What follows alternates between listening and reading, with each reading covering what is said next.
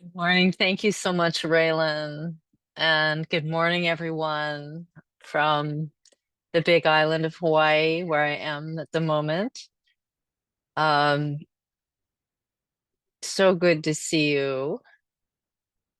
I want to start with a just short practice of refuge and bodhicitta before we sit. So we'll start, those of you who are new to Dharma Sunday, there may be some of you. We start with about a half hour of meditation and we move into about a half hour or a little more of teaching, and then about half hour, 20 minutes maybe of Q&A. And our topic today, as you may know, is mycelial wisdom and exploring the dissolution of the self. And this is one in a series of 4 teachings. And so I want to start us off with a meditation that begins to get us into the spirit of what I'll call mycelial wisdom. Mycelium are the root-like vegetative part of a fungus that form the network of thread-like structures that are called hyphae. These are the underground network that give rise to the fruiting body of mushrooms. And so I'm going to be exploring the wisdom that comes from the plant world. But mycelium is also we could think of it as a kind of a metaphor for interdependence, what the Buddha called Pratitya Samudpada. Buddha called Pratitya Samudpada means that everything is, well, what the word means is something like interdependent connection, sometimes just translated as interdependence. But the word means that everything is connected to everything else, and everything leans on everything else. Everything supports everything else. That truth is called Pratitya Samudpada, interdependence. The Buddha taught a lot about Pratitya Samudpada. So as a truth for the way things are. And so our meditation this morning will be just starting with a recognition of that. And, in some ways, what we're doing in meditation is we are really coming to, thank you, Raylan, she put it in the chat, Pratitya Samudpada, is we are learning to embody that Pratitya Samudpada in various ways. That's what we're doing when we sit. So we're going to do some practice with that. But in the beginning here, for a few minutes, we'll do some refuge practice and some bodhicitta practice. So we're going to start with facing the screen, but then we're going to turn away from the screen when we get to the main part of the meditation. But we'll start facing the screen so we can also read the refuge prayer. So feel free to bring that up, Raylan.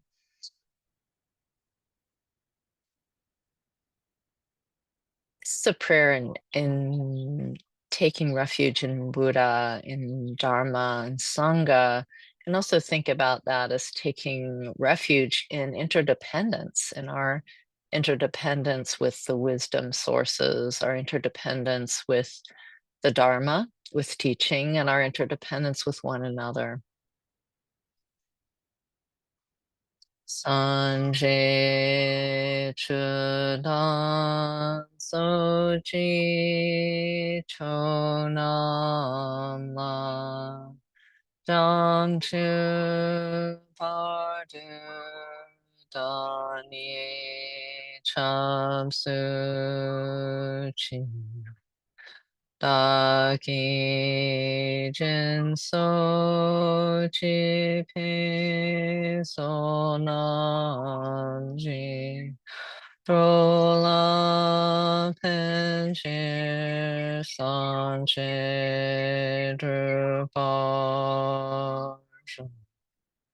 san che che dan so chi cho nam la zhang shu par du dani cha zu chi Daki jin so chi pe so nan chi Dro la pen che san che dru pa.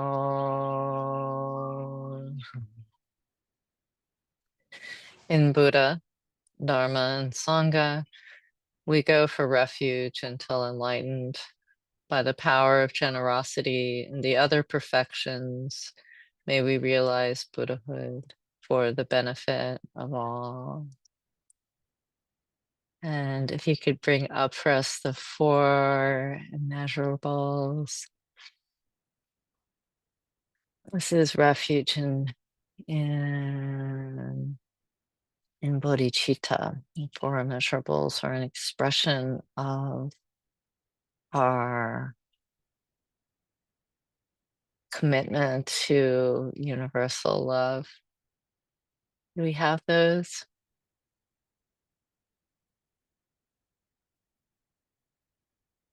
It's okay if we don't. We can do it without them. We can do it without them. So let's move into gallery view. We'll do the immeasurables spontaneously and without the chanting part. So if you can move into gallery view, so we can do this with one another. Just letting your eyes move around the screen of your fellow practitioners as we're here this morning, and just letting your eyes fall on someone's face here.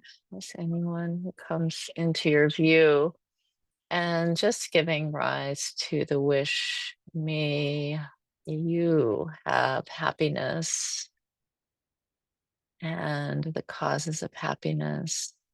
Oops.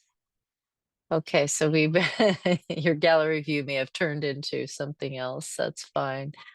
So let's that's okay, Raylan. We can take it down. We're gonna move with another direction. It's okay. Yeah, so just finding that face again, and may you have happiness and the causes of happiness. It's giving rise to that wish. And letting your eyes move to another square in the screen, someone maybe that you don't know very well, or maybe don't know at all. I'm sure there are people here you know, maybe, and so maybe there are, and maybe there's some you don't know. So letting your eyes flow to someone that you don't know, and may you be free of suffering, and the causes of suffering is giving rise to that wish for this dear one. May you be free of suffering and the causes of suffering.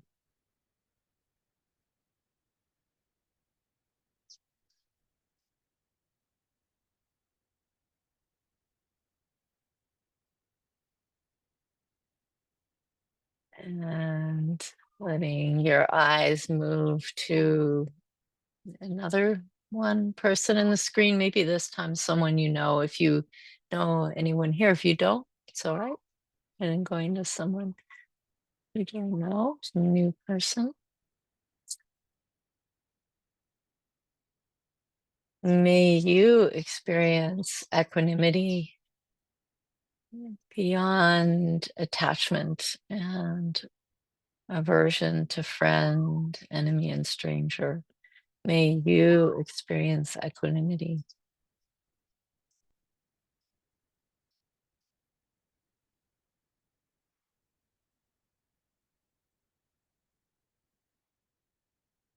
And letting our eyes float to another square, another beautiful being here, another Sangha member, another beautiful human. And may you experience the joy that is free from sorrow, the joy that comes from the inner recognition of your true nature. May you have that joy. And just giving rise to that wish for this beautiful human.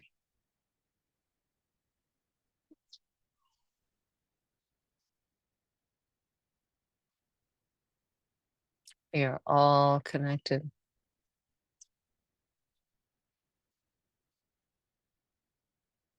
And feeling yourself taking a moment now to just receive those wishes from the field and see what it feels like to receive that wish for yourself from others.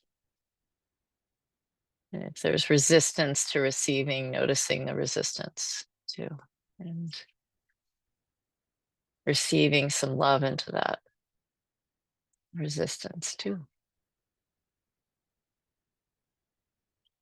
May you have happiness and its causes. May you be free of suffering. May you experience equanimity.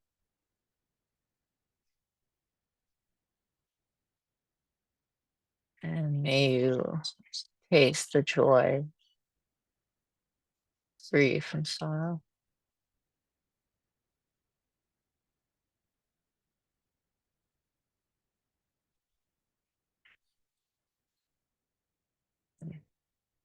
Thank you. And let's turn ourselves a little away from the screen so we can practice without being too tied to the Zoom. Give our eyes a break.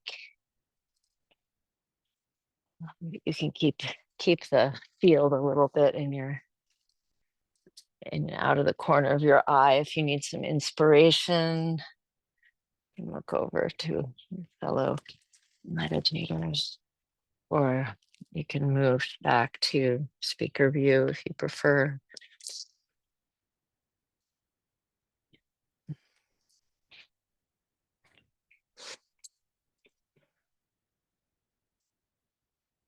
And you can meditate with eyes closed or eyes open, as I like to meditate with my eyes open, sometimes closed and then moving to open. So closed helps us get more in touch with the groundedness of our own body, with the world of breath and interoception.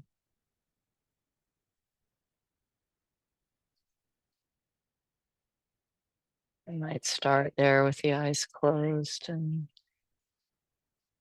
grounding in the body.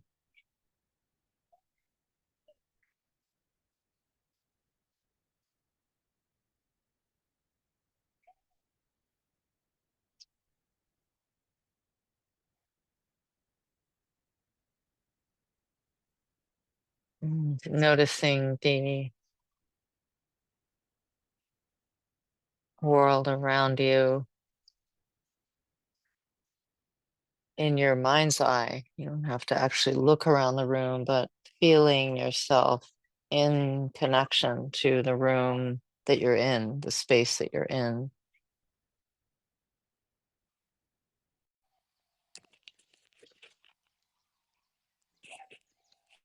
Noticing what you're hearing and feeling, and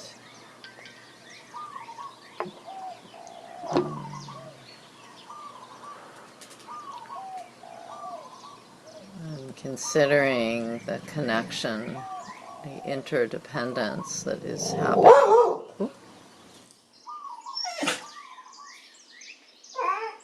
It's happening right now.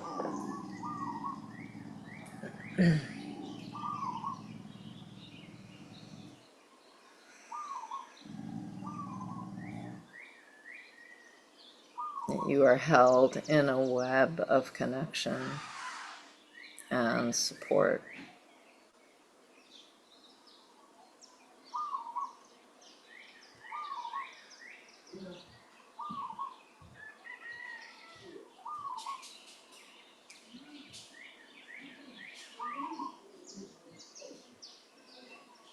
And noticing how with every breath you breathe in the world, into your body, and you contribute to the world with every out-breath, that you are a living being.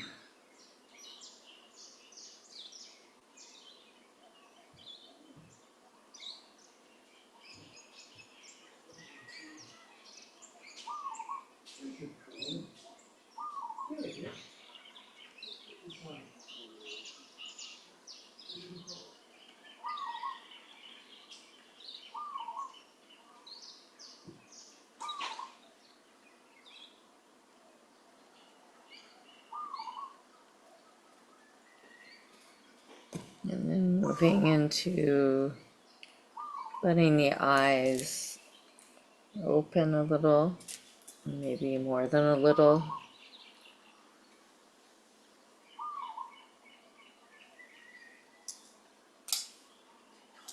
With the gaze soft.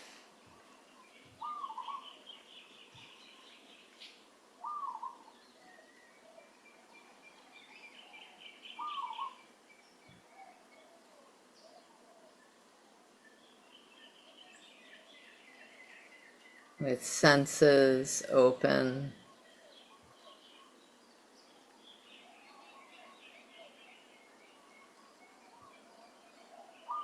The breath open.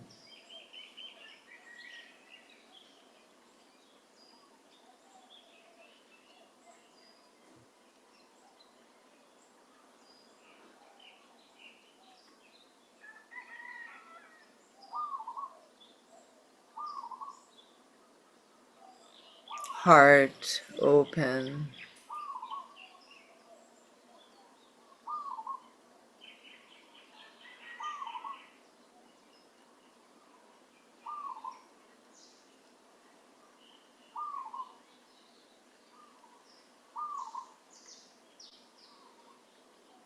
Mind open.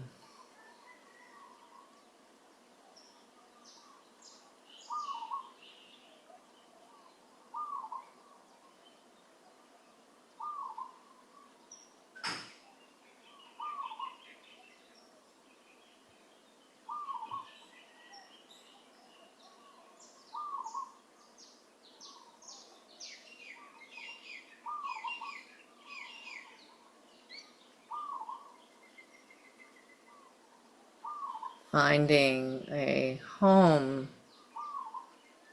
in this immediate, present moment awareness.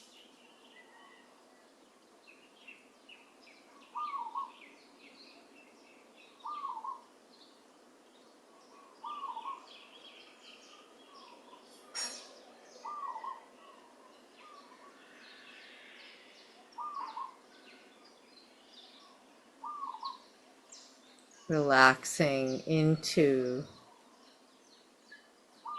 interbeing.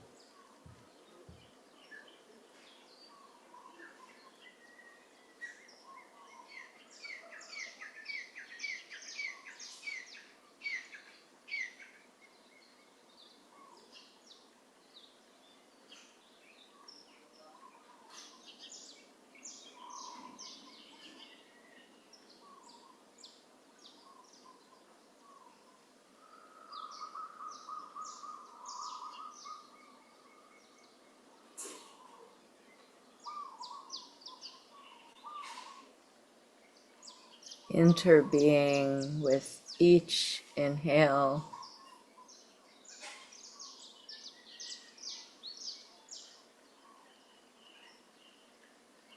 interbeing with each exhale.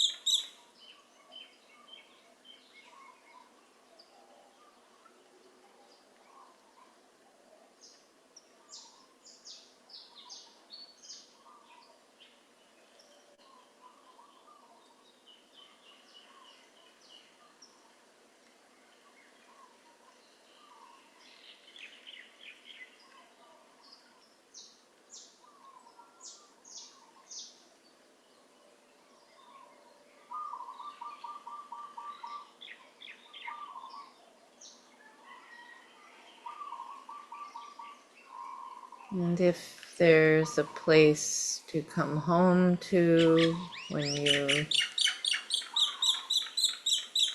become distracted,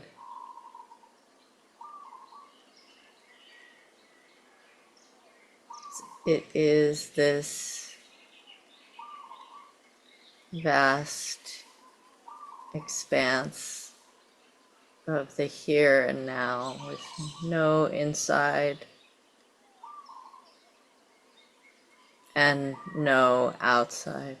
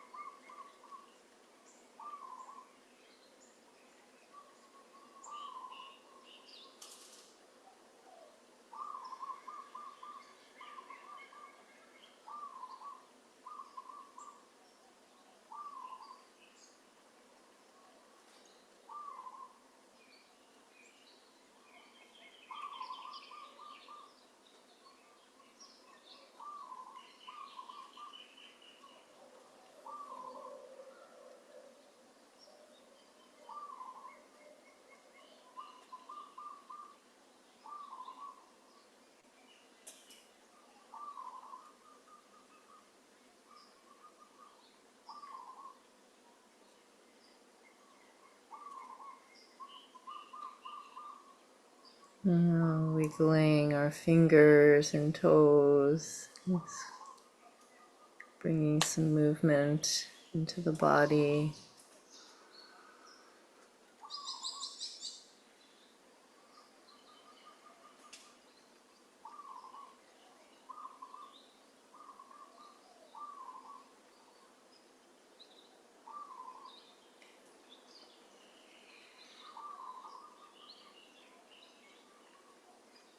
Feel free to stand with me if you like. Do a stretch.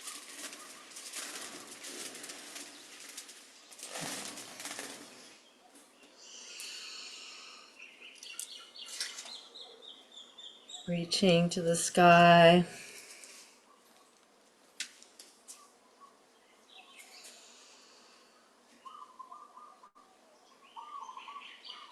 Grabbing a wrist and coming over to a side.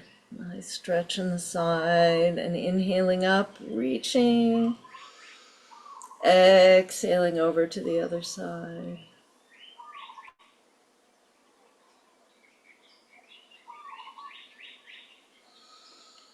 Reaching, and if you like, taking a swan dive over your legs, letting yourself dangle down towards the ankles, turning the head from side to side. A nice stretch in the back of the legs. And slowly rolling up.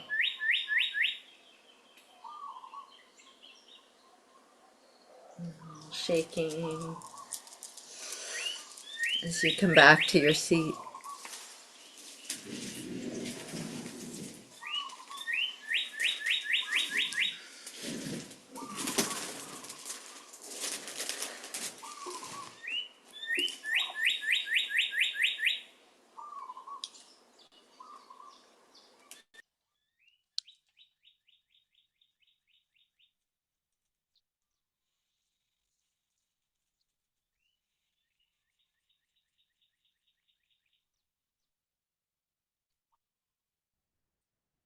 Yeah.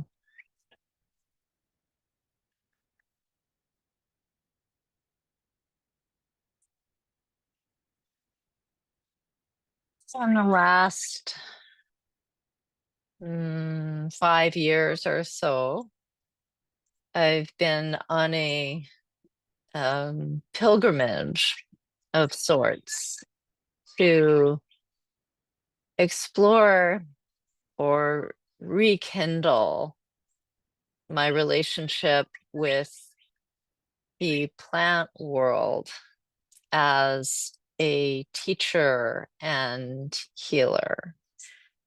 And doing that through a couple of avenues, through the avenue of getting down into the soil and rekindling my relationship with the plants that feed us, herbs and fruiting plants, gardening, flowering plants, gardening, and also through the avenue of exploring plant medicine as a complement to the work that we do as practitioners with the Dharma or with the practices of meditation, visualization, practices of cultivating the heart, practices of taking our own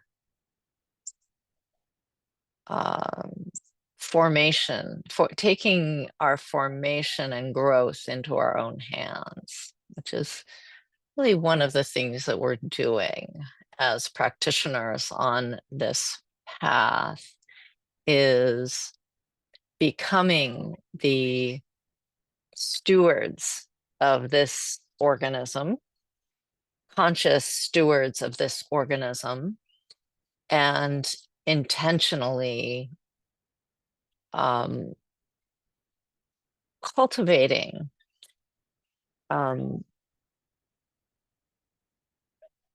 a relationship to this organism, which is our own organism, a relationship with the being that we steward, and taking its evolution into our own hands.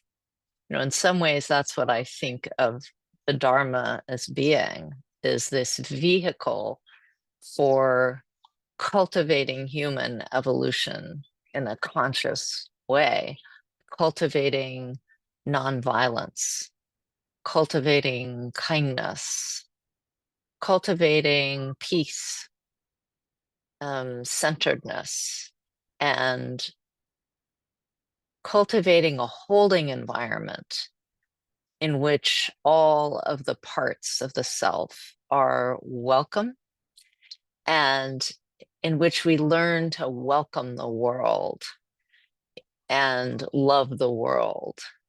We are in a practice of loving the world. And that's part of what we're doing on a path of the Dharma. I think when we're first studying, we think maybe we're leaving the world because we're really tired of the world. That's what brought me to the Dharma. Not just tired of the world, but finding it almost difficult to live in, difficult to tolerate. And we all have our own story of that, maybe that brought us to meditation. Stress, for example, difficulty with holding our own stress, or difficulty with handling the truths that we have encountered in our life. How do I handle these truths? In my own case, it was about encountering, at least in part, encountering impermanence and death. The death of my mother really moved me into a really serious relationship with meditation and the Dharma, because I couldn't understand how this could possibly end. Like, how can this end? This end? And how can I cope with its end? It was my own, at one of my main doorways into a serious relationship with the Dharma. I mean, a wish to pursue that practice as a way of understanding and coming to terms with mortality. But also, what we're doing, the one of the main practices that we do in the Dharma, right? It is the practice of meditation, of slowing down and becoming still and discovering who and what we are and what is true about who and what we are. And one of the things that we explore and discover is this Pratitya Samudpada, this interdependence, this truth that this idea that we have, that we are alone in the universe, that we are alone in this organism, is an illusion. In fact, the organism as an entity that stands by itself, that stands alone, is an illusion. And that's something that we start to discover through practice. It's also something that we find everywhere in the teachings of the Dharma, that we are, that this idea of a self, and Atman, as the Buddha would have called it in his day, or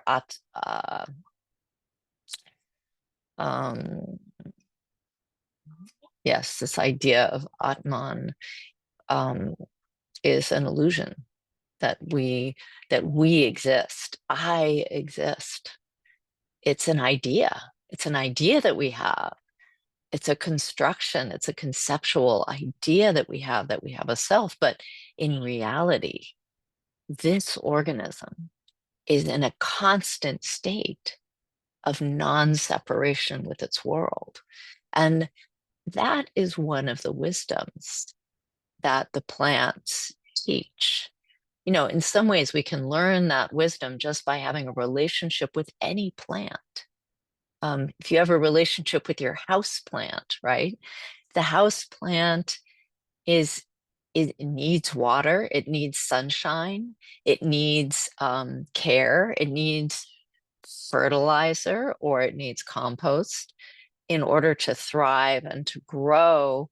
It is in relationship with with the soil, with the air, with the light.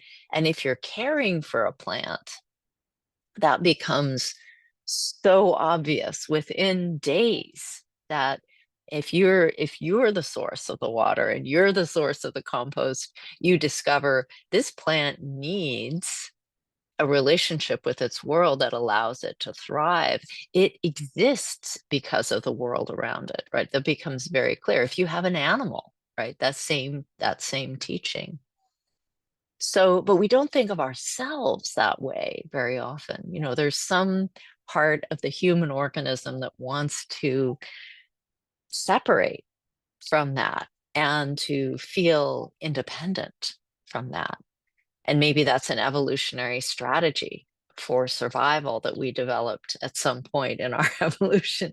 But the truth is, we totally lean on everything at all times.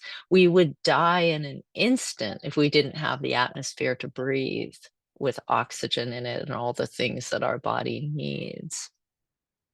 And I think it's partly because of this illusion that we carry around, this sense of self that we construct that is independent of all of that, that we have created the mess that we're in and on this planet at the moment, that we have created a situation where we are putting into motion the causes of our own demise as a species, because we don't understand, we don't rest in the interdependence.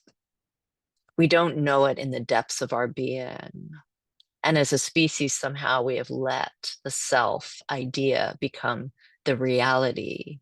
And when the truth underneath it is that the self is a construction of this conceptual mind. So plants, as I've been exploring this relationship with plants and with mycelium, which are the root-like vegetated part of the fungus and the fruiting part, the mushroom, exploring that relationship, those plants teach that we are interdependent by how they are. And as we become more open to a relationship with the plant world, we are also opening to our interdependence with that world and with the rest of the world, the elemental world, with the rocks and the ocean and the waters and the wind and the air, which is also interdependent and flowing between the plant world and space and openness, right? So, and we are that as well. So just I've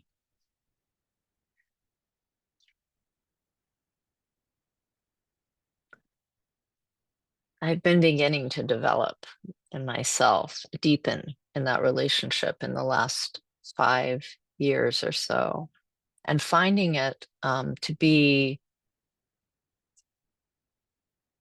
a powerful complement to the Dharma work that we do in meditation.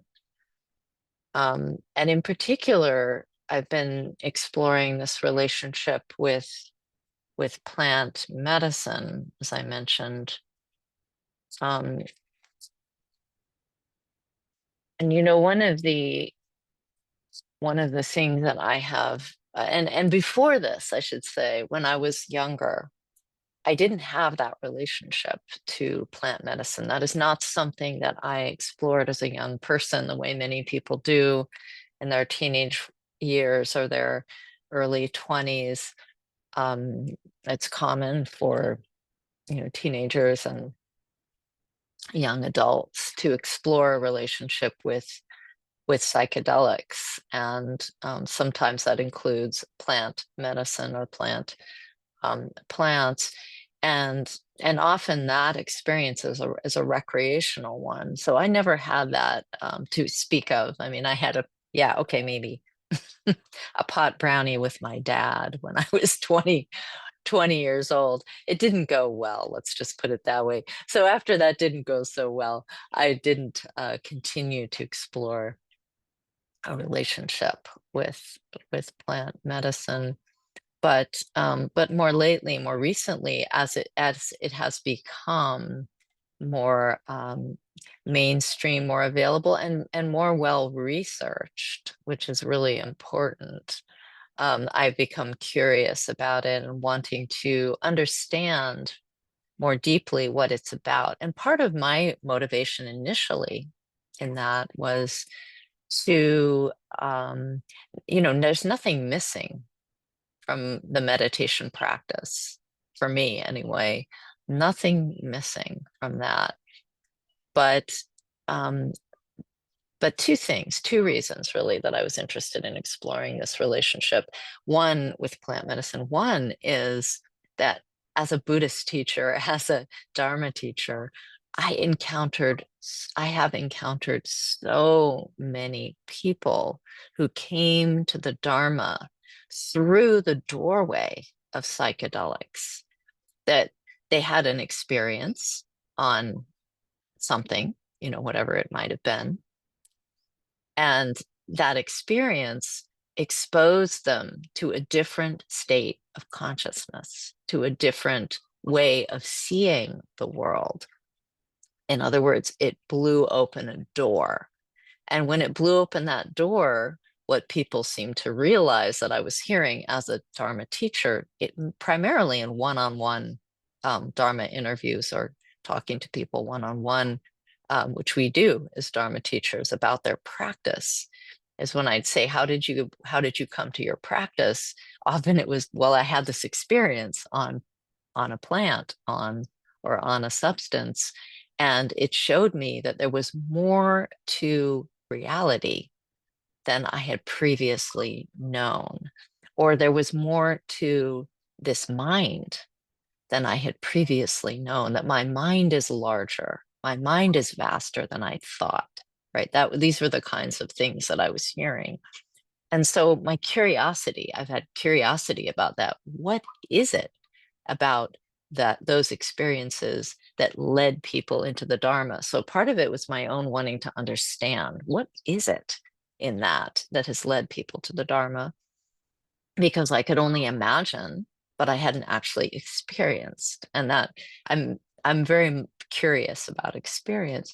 And the second reason that I wanted to explore this, again, nothing missing from my practice, nothing missing from meditation. I'm in love with my practice. I'm in love with meditation and with what it has done to me and what it has helped me to experience and become. So not a problem there. But I am also, because of being in this practice, a meditator, probably, yes, pre becoming a Buddhist even, I have always been a consciousness explorer. I've always been really curious about the mind and about consciousness and what's possible when following the thread of consciousness.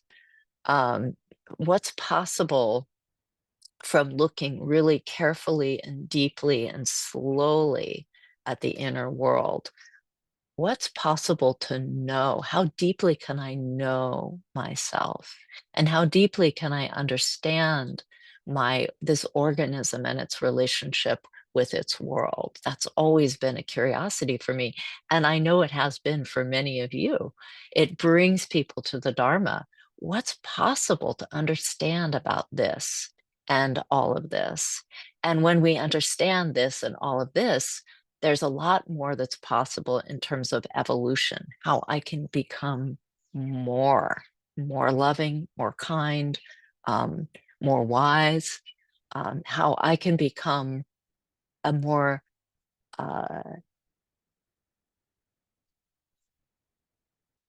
thoughtful embodiment on this planet, right?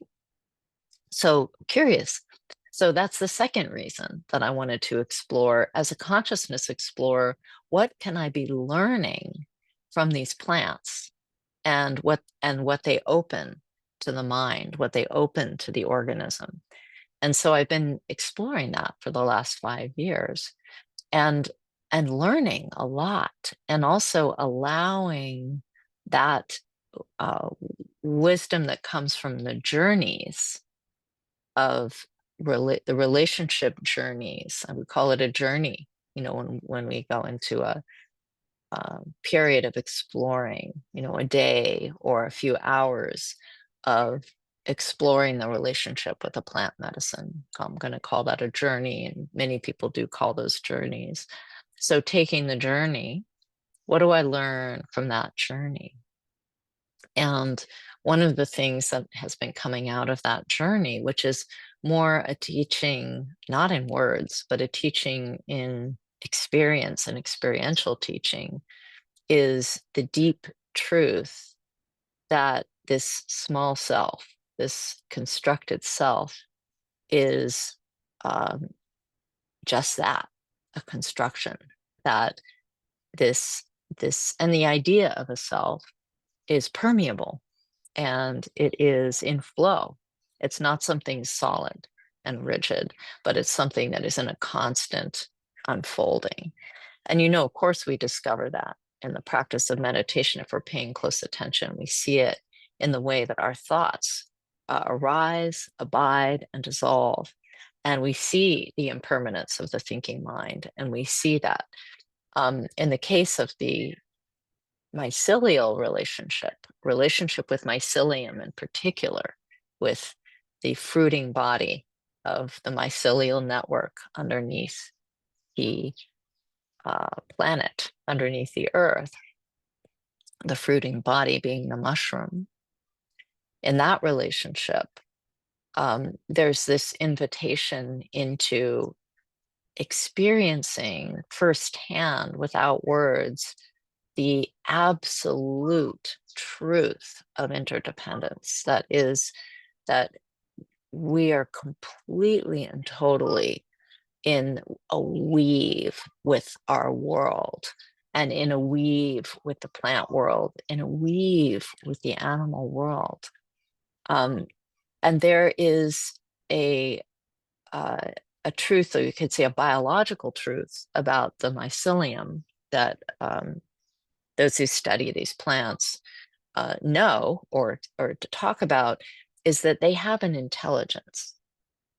So the mycelial network underneath the earth has an intelligence, and it's a decentralized wisdom. And these mycelial networks have a size; they can actually be measured. So, for example, I was just doing a little reading online in the United States, for example, to give you a sense of how large these networks are. A mycelium growing under Malheur National Forest in Oregon covers 10 square kilometers, making it one of the largest single organisms in the world. So some of these mycelial networks are very large. So from a biological perspective, the mycelial network is very large. But the truth that this mycelium teaches this, and it's a decentralized intelligence, that is, signals are going through the mycelial network all over, to trees, to soil, to animals. There's communication happening with this mycelial network.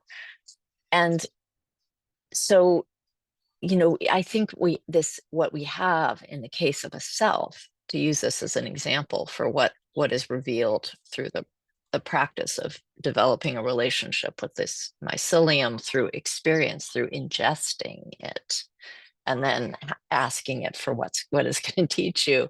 One of the teachings that I received is about that decentralized wisdom. Decentralized intelligence is the word that a biologist would use, but I'm going to call it a decentralized wisdom, that our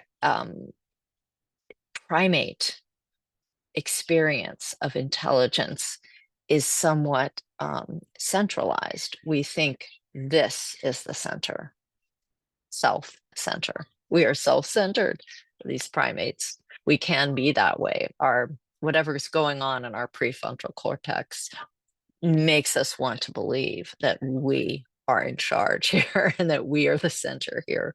But in fact, as you, and this can happen through meditation, it can happen through a relationship with plant medicine. One of the teachings from the plant medicine that has been very rich for me has been this teaching that from the beginning, we are actually connected to a decentralized wisdom. And that decentralized wisdom is the wisdom that is innate in our entire universe. There is an intelligence that we are a part of, a large decentralized wisdom, that we might say, that has to do with our integration as an organism into the natural world, that we are plugged in to a decentralized wisdom that is running through everything that lives and is running through the natural world, is even running through the elemental world, and that we can tap into that wisdom. And the yogis of the past in their meditation practice were doing that. They called it advayajnana. They called it non-dual wisdom. This ability that we can have if when we're really, really slowed down and tuned in to notice that we have never been separate from our world, and that we can tap into that and experience it, not just understand it, I'm not separate from this world, but actually become not separate from this world. And from a Dharma point of view, we're experiencing non-dual wisdom and advayajnana from maybe a point of view that's more plugged into an understanding from a plant medicine perspective, is we are becoming attuned to this decentralized wisdom that is the truth, that the network, this idea of a mycelial network, doesn't end with any one organism, that that there's a much larger mycelial network that has to do with life itself, and that we are a part of that. We might call it Gaia. We are Gaia. Gaia is us. And so one of the great teachings I've been exploring from the plant medicine world is that we can become that through ingesting some plant medicine in the right setting and in the right context, in a of course carefully regulated context. And so initially, I was really scared to do this. I was really nervous about it, as some of you who have explored it may understand. And it took me a while. I had to read Michael Pollan's book. Michael Pollan's book, How to Change Your Mind. You might put that in the chat, just Michael Pollan, How to Change Your Mind. It's a good book, and it's about his exploration of these medicines. And I was just I'm friends with someone who was following Michael Pollan a long time ago, before he became interested in plant medicine.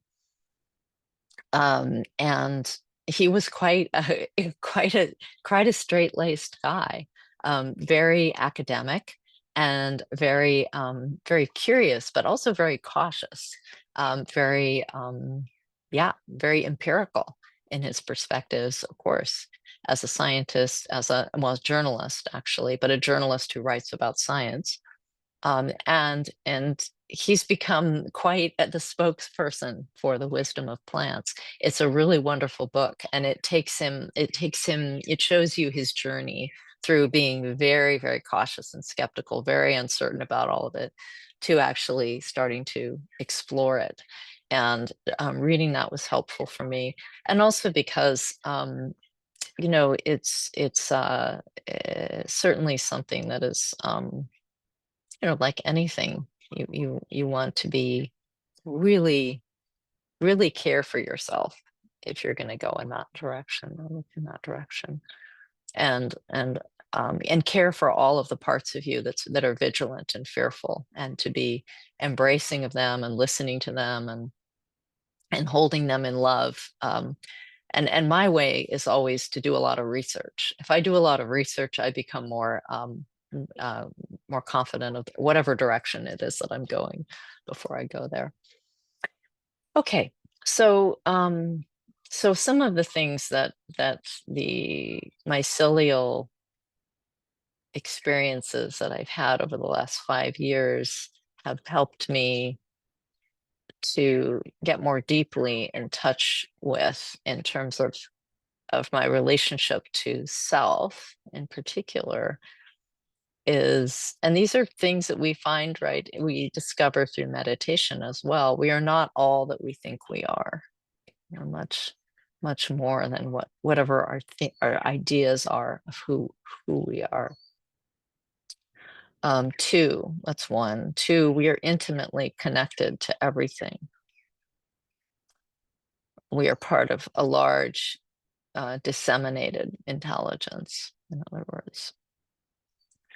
Three, waking up is waking down. And that you, if you've read The Wakeful Body, you know that's a big one for me. Waking up is waking down into your body. Your body has the wisdoms, and if we listen deeply to this body, we will discover those wisdoms, those timeless wisdoms. The same wisdoms that we experience in meditation are here in the body, and we can experience them in the body. Waking up is waking down. And then, or in other words, transcendence is a myth. Let me put it that way. Transcendence that we are somehow, through practice, getting out is not the way, but it's getting in that is the way. So that's the third one. And then the fourth one, earth is source, refuge, and healer.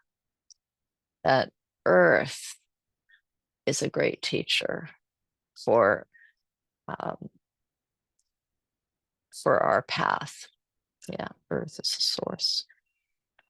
So again, those four are: one, we are not all we think we are. Two, we are intimately connected to everything. Three, waking up is waking down. And four, earth is source, refuge, and healer. So those are my reflections for this morning's teaching, for this teaching on the mycelial wisdom, and particularly how it refashions a relationship to self, and self not as a single organism, but self or non-self as the truth of interdependence. So I want to open it now to reflections and questions. We have about 20 minutes, and I love to hear from people and what you might be thinking or reflecting on, wondering about, curious about. And you can raise your hand using the raise hand function.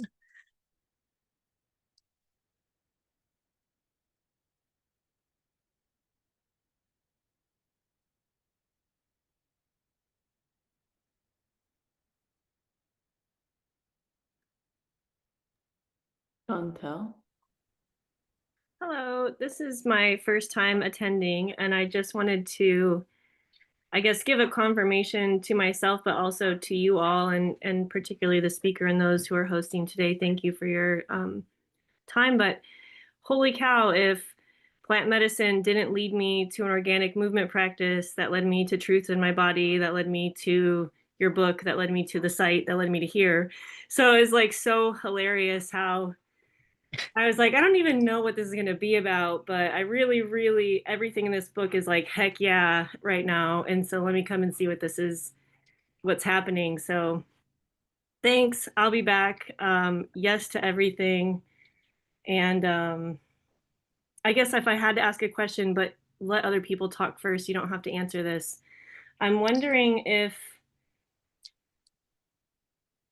I guess I'm wondering, I'm gonna think about this for the next few weeks or however long, but like, what is it about the earth that makes it such a great source, refuge, and teacher? Um, I don't expect an answer, but I'm gonna poke around at that a little bit. Um, That's a beautiful question, yeah, Chantal. Yeah. I love that and I also think, yeah, take it and run. massage it. Yeah, I'm gonna spend a lot of time with it, but I like yes, it's like obviously everything in you is like yes that, and then you're like yeah, but why? Like, why Mhm. can't I be that open to share the Mhm. creator or what wisdom or whatever? Like, anyway, that's it. Thanks so much. Nice to, glad to meet you, Chantal. Yeah. Look forward to seeing you again. Take care. Brad. Hi, Lama Willa. Hi, Laura. Hi, Brad. Thanks so much for sharing on this topic. It's much appreciated. So I've been doing some exploring in the past year in this way as well, and and it hasn't been quite what I had hoped for in some ways. Huh. Um, I think I'm kind of feeling my way through it, and I think my question for you is just any tidbits of suggestion for setting intention Mm. in really looking for this practice to to enhance my ability uh, to touch into Rigpa and learn to rest there and more easily come into that space within myself in my daily life. So just I know it's kind of a big broad question, but just anything Yeah. you might suggest um, for setting intention for Yeah. practice with mushrooms. Yeah. I think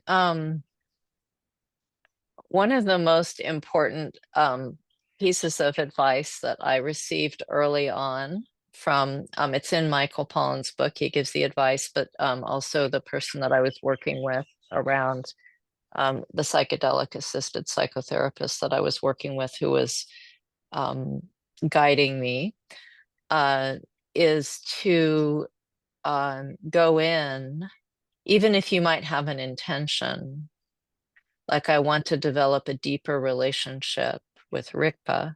Rigpa means awareness for those of you that are um, newer.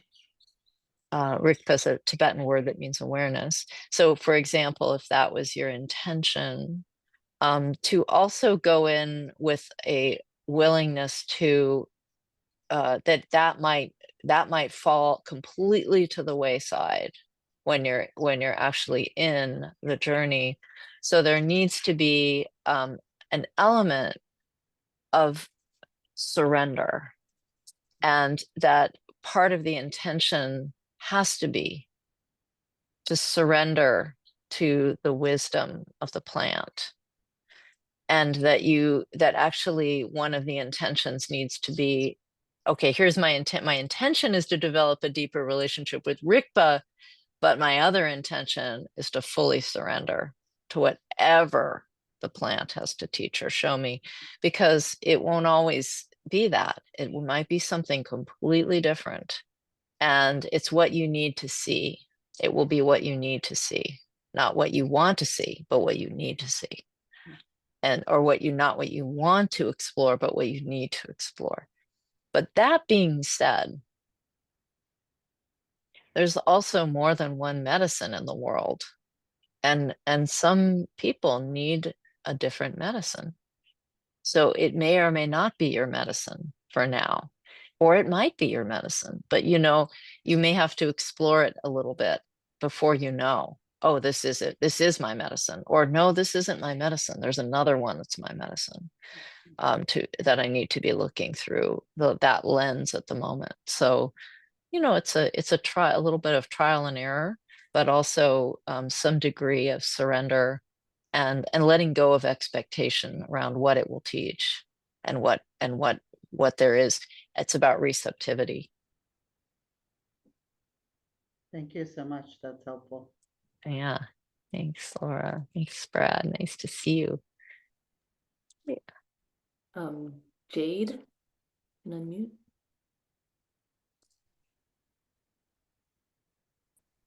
Hi. Hi, Jade. Hi, Lama Willa. Hi, everyone.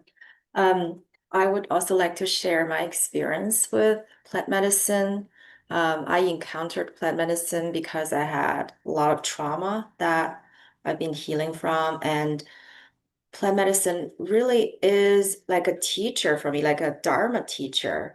Is the same because I had so much trauma, I cannot tap into that loving voice in my head. And plant medicine talks to me. It's a voice and this loving, just big mother energy, and also teaches me how to come back to the body. All the information and pain is, and also the suffering, this connection, and just all the shaking, all the how do I be with the pain. All of these things, they're very similar. They're just like meditation teacher, but at the same time, I also, that's why I'm here, that I also need Sangha. I also need people because there are a lot of lessons that I've learned in plant medicine, but then I forget. I come out in life and all the old habits come out. And so there's such profound wisdom in the Sangha, the Buddha, the Dharma, the human relationships, and also help me to sustain and keep going. So I took your course, Lama Willa, and I really loved how you put things together. It's just wonderful. The body is the temple, and I'm here because I also need people, but plant medicine is also big. It saved my life. I can say that. It's an accelerator, it's a pointer. Otherwise, I can spend my whole life trying, but I may not get to the point where I'm able to feel the extent. Yeah, so yeah. And I appreciate you sharing your experience, and that's really good. Jade, I'm so appreciative of you sharing your experience too, and bringing in the element of trauma healing and how plant medicine can be helpful for getting underneath some of our habitual responses to trauma and how we carry it in the body and allow us to work through it in a deeper way. That is another function of these plant medicines, is and how they're being researched too and shown to be of benefit through double-blind studies, that some of these plant medicines, including psilocybin, can help us untangle some of the webs of reactivity. Also, ketamine is legal in many states now because of its ability to treat trauma, PTSD treatment. And depression, yeah. And depression, Yeah. and depression, that some of these states that have become intractable and untreatable through therapy are treatable through plant medicine. That's why they're being legalized in many states, because, something like, like clinical depression, drugs can only do so much and therapy can only do so much. But at sometimes a short course of ketamine can break through it and people are cured, That's which how is I kind of started. That's how I wild. started. That's how you started. Okay. Ketamine, Yeah.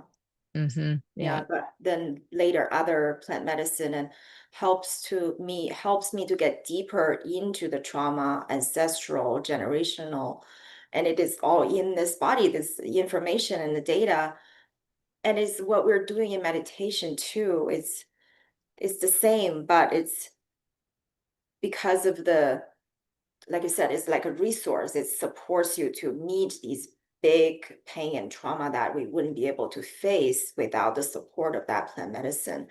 And healing can happen. Thank you, Jade. Thank you. Carolyn. Oops, audio's on. Hey. Hi, Carolyn. Thank you. Hi. Thanks so much. I'm just really loving your background. So thanks for sharing that. It's just gorgeous. Yeah. The visual and auditory background. I'm really grateful for the last questions because I didn't know what my question actually was when I raised my hand. I'm raised it because I am in a pretty deep depression and I'm on I'm starting again a medicine that I thought I can't do plant medicine, And so it's kind of like, yes, I get the nature stuff. And I'm not expressing it clearly, but it's hard. The whole thing about depression is you're losing touch with everything you're speaking, or I'm losing touch with everything you're speaking. So I really appreciate what Jade spoke about. I'm looking into ketamine as a supplement right now, and I didn't really think of it as a plant medicine.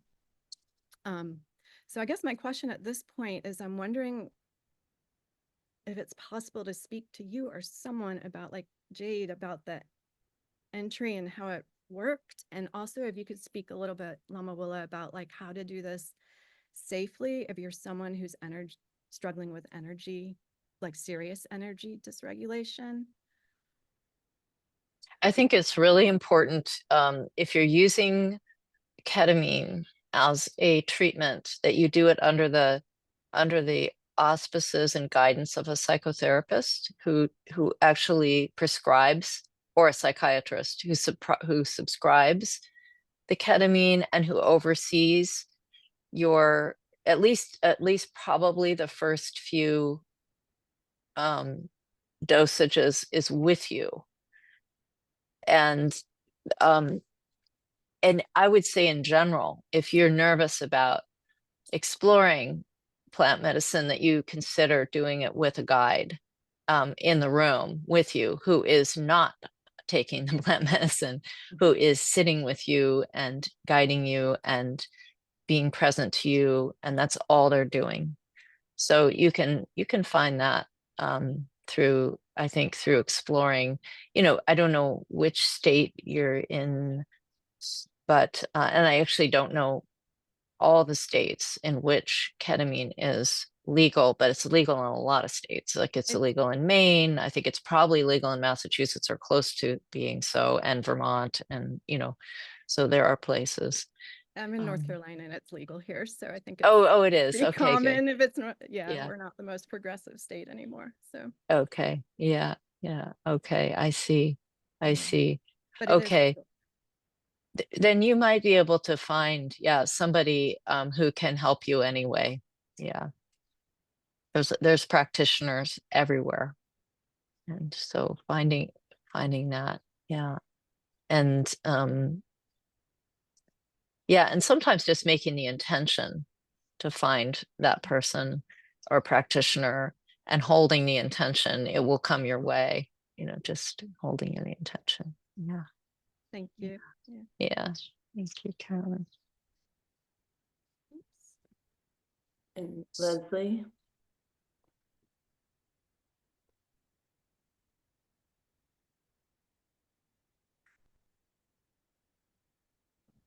There we go. All right, I've got the right one now. Thank you.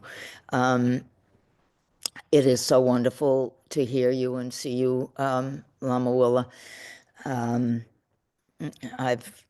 miss I miss seeing everybody and being able to get up to Wonderwell, but New Hampshire's not one of those places that is progressive. So I've learned about I've heard about microdosing for a long time now, and I'm very curious about how this got into Buddhist hands, and how that really affects people. I guess it's part of the fear, but one thing I do know is that I use cannabis for a number of things, and one of the things that I found is that I'm happiest. I'm more open.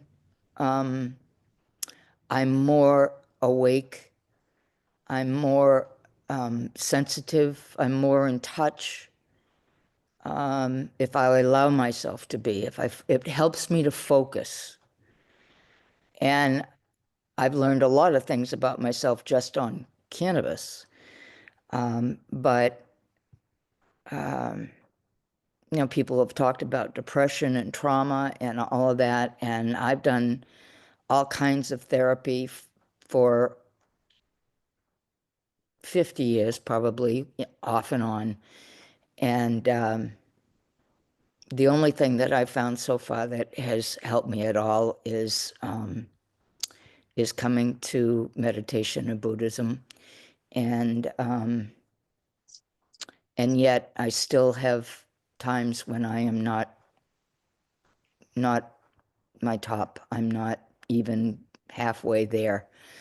So this is giving me some expansive hope that maybe at some point I can go exploring. Thank you so much. I'm so impressed with how this is all being handled and what you've presented to us. Thank you. Thank you. Thank you, Leslie. Appreciate that. Yeah, and this is the first time I think I've ever talked about this openly with Sangha, I think. So I think so. yeah. Decided it was time to say something. Yes. Yeah, because I just don't want to die with all of this craziness in me. And so I appreciate so much that there are people who are open-minded and are doing the research and are doing the studies and making it safe. And I have an opportunity, but it won't be a safe one because I don't think this person is doing it for mind growth. I think Safety is very important.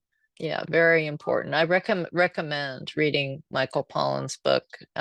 He really emphasizes set and setting, which means the setting is very important, which means safety is number one. Right? It has to be safe and has to be safe emotionally, not just safe physically, not just safe dosage wise, not just safe like that way, but emotionally safe and spiritually safe.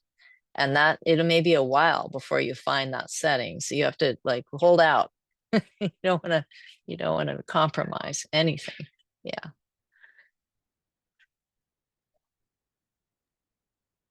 Hi, Lama Willa. I'm raising my hand for Anne Marie. You can go Okay. ahead and mute.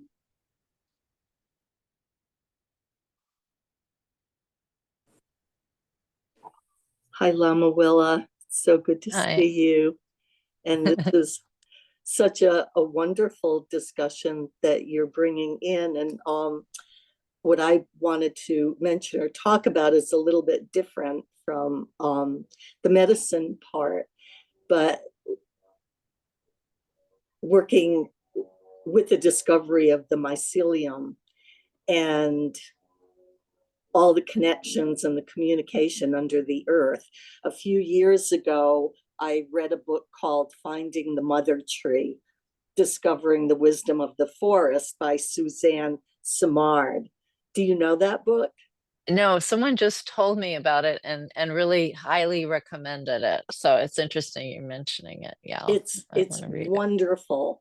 And she is a biologist that came to her exploration, and this has been her life's work through different early experiences where she talks about the connections that are under the earth and the mother tree, which is the force, and the biology that goes out miles and miles and miles, as you were talking. And a couple of things, well, when I read this book, and I keep reading it, is just an opening into there is more in our experience than we think there is, as far as the earth and our connection to it. And when I walk on the earth now, I walk more lightly because I have this sense and this feeling of everything that's going on underneath with the fungi and the mycelium and the networks and how they're giving sugars to one. And, there's this connection between them that they give each other what they need to live. And one of the most incredible findings for me was that she has discovered that there could be a tree hundreds of miles away that is in distress, maybe because of insects, just for some reason it's not healthy. And the trees from miles away will find this out through the mycelium and send it what it needs. And oh my gosh, this just opens up, another world of love and how we're the interconnection of everything, even that we don't see, and has just become my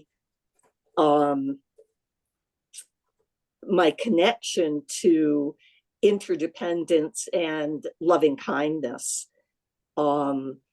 Even in meditation, in the beginning, connecting to the earth is I'm not only connecting to the earth as a support, but I'm feeling the liveliness and the healing that's coming up from the earth into me. So I just wanted to mention that as an addendum to your talk. Thank you, Anne Marie. Thank you for sharing that very much. So we are at time.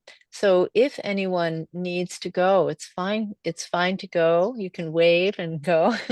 I'm going to go over a bit because I want to open it to these last three people here who have questions and comments. You're welcome to stay as well. Yeah. Andressa. Hi, good afternoon. Thank you so much, Lama Willa. I have a question about, I'm struggling actually as a trauma therapist and an immigrant, how to stay intimately connected with the earth and with everything that is around me without being overwhelmed by suffering. So I'm just wondering if you have any insights that could help with that. Thank you. Yeah, thank you so much. Yeah, I really get a sense right now that the therapists of the world are holding so much. And not only just appreciate your sharing the, that also anyone who is an immigrant or has a has that status feels vulnerable too, and how difficult that is. I just want to witness that and bring that into the call.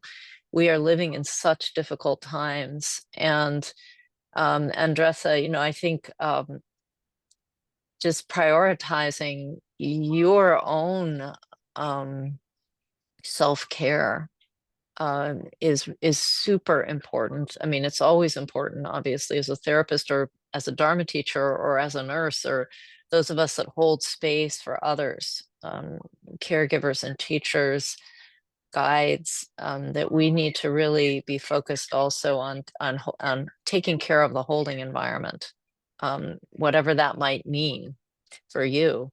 And that can include meditation and finding a space to allow the stories that we hear, as you are hearing the stories of trauma and fear, allowing those stories to move through us instead of getting stuck in us and getting stuck in the body. So yeah, just I'm holding you in my heart right now, Andressa, just at this moment. I know everybody here is doing that as well, and remembering community. And if you don't already have a spiritual community, finding that can be really helpful. I wanted to mention to you in particular that I have two dear friends, Bill and Susan Morgan, who are therapists. We spend a lot of time together, and they are running a meditation program for therapists. It's a certificate program, and it's a sangha of therapists who practice together and also share their challenges together as well. I just want to mention them. You can look them up at billandsusan.com. I think it's billandsusan.com or billandsusan.org. You can look it up on their website. They have this great certificate program. It's a year-long program. And essentially, they develop community for therapists because therapists are holding so much, and they're therapists too. And they're also practitioners and meditators. They are affiliated with the Institute of Meditation and Psychotherapy in Boston. billandsusanmorgan.com, I think, or .org. You can look and see which one it is. Thank you so much. Appreciate it. Thank you, Andressa. Cindy? Yes, hi. My name is Cindy. Thank you so much for having this. I feel that it was just sort of really, I don't know, my intention of manifesting or something that I came across this set of presentations that you're having over the next few months, and I just sort of happened upon it and sort of the magic of things, I guess. But I am really inspired by this topic, and my question is, I've been on a journey for several months now, actually, after having several decades of being very disconnected from myself. And so what did take me on this wonderful journey that I'm on, the first steps was actually being in a trauma center, and they were affiliated with ketamine clinic. They offered to drive us there for the month that I was there. They offered to drive us there, and I was able to do, over about 6 weeks, I was able to do about 7 sessions of ketamine at a doctor's office. I think my question is for you is, and it did a lot of what you're saying. I mean, it just completely opened me up to being able to connect with myself in a way I've never been connected with myself before, and opened myself up to just sort of, I guess, what we call the more spiritual elements of life. And I'm just so grateful. And I want to continue down that road. And again, I can't believe that I happened upon you, because similar to Jade and others who have spoken, this seems to be just a real wonderful avenue for me to move forward with my progress.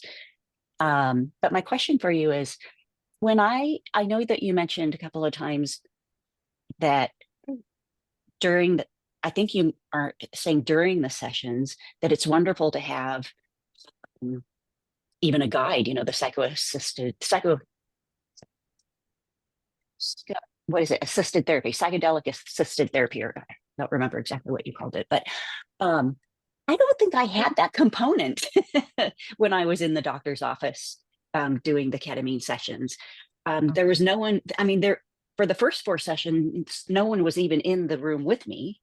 They just simply hooked me up at the beginning, gave me a couple of pointers, and then came back at the end and unhooked me and asked me how I was doing.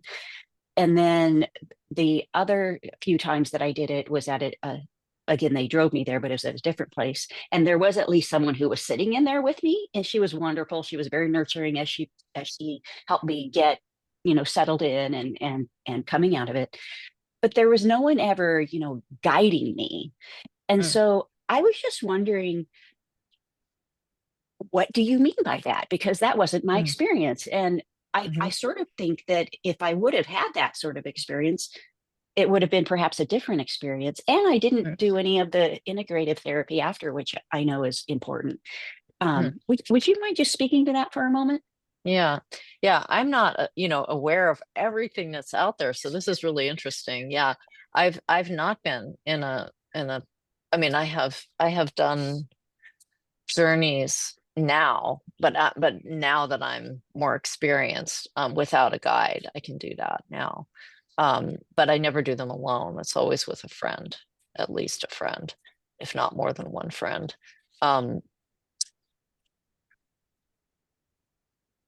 I think so my experience with the psychedelic assisted therapy was with someone who is really there with you, and there's talk therapy is a part of it, not a big part of it, but there's some element of spoken exchange and hand holding, quite literally hand holding.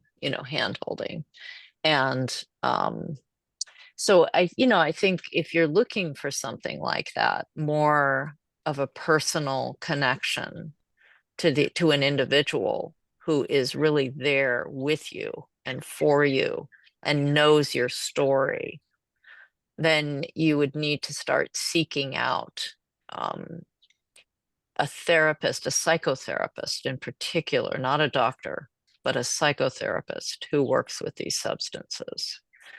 Oh, yeah, there we go. Brad's putting a message down there Wonderful. Yeah. So, yeah, maybe you can exchange info with Brad too. Let's see.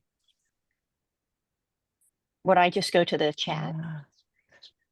Can you see him in the chat? Oh, did he just text me? Maybe he just texted me. Brad. Oh, yeah. I can write something down. I have my notepad here. Oh, no, it was Laura. Right, Laura. Yeah. Okay. Laura, you're texting me though. I don't know if you're texting everybody.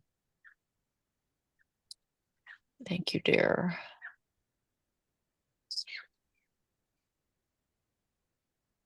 Oh, okay. Do you want to, maybe, Laura, can you put it in, can you chat everyone your email address or chat? I think My name is Cindy. I don't know if she can find my name Cindy. there. Yeah. Maybe she can't. It's possible she can only send this to the host. Maybe you can, Raylan, you can open it up. Oh, Raylan opened it up for you, Laura. If you could put your email address there for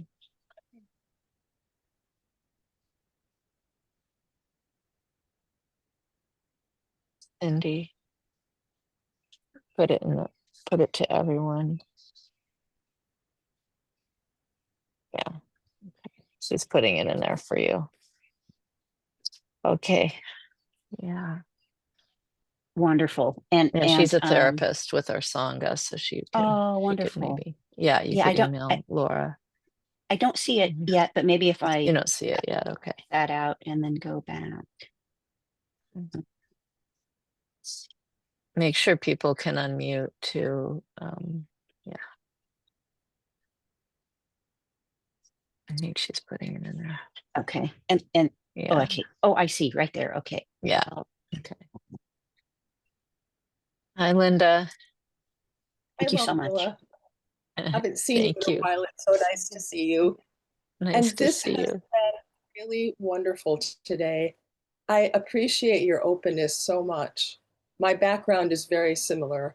I often felt like the only Cornell student who wasn't experimenting with anything, but it's really helped me to be more open. I am a therapist also, and I think if I ever had a client who might need something like this, I'd be more comfortable referring, or if a friend was interested in it. It's kind of felt like a block for me for a while.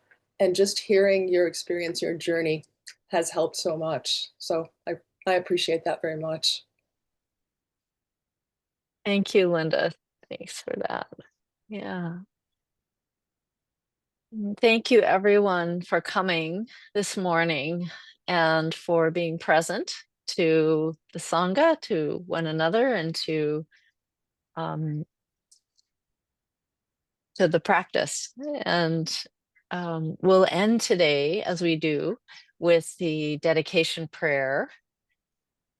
And feel free to come back next month for the next installment of the Mycelial Wisdom series. We'd love to see you back again.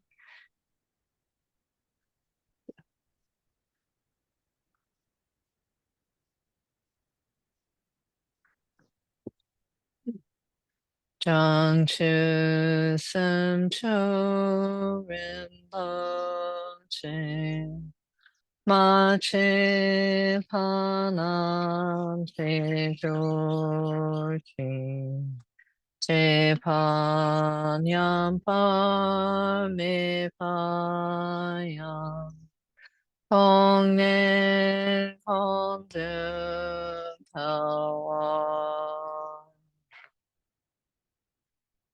May the pure, brilliant sun of bodhicitta dawn in each and every heart and mind, dispelling the darkness of suffering and confusion unstoppably until all are fully illumined and awakened.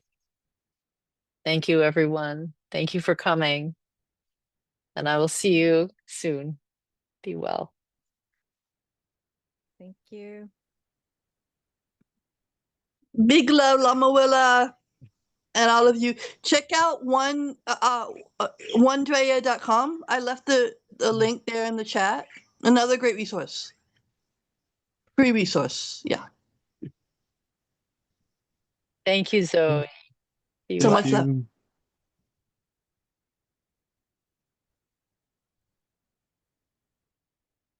Hi, Raylene. Aloha. Aloha. Bye, everyone. Bye, everyone.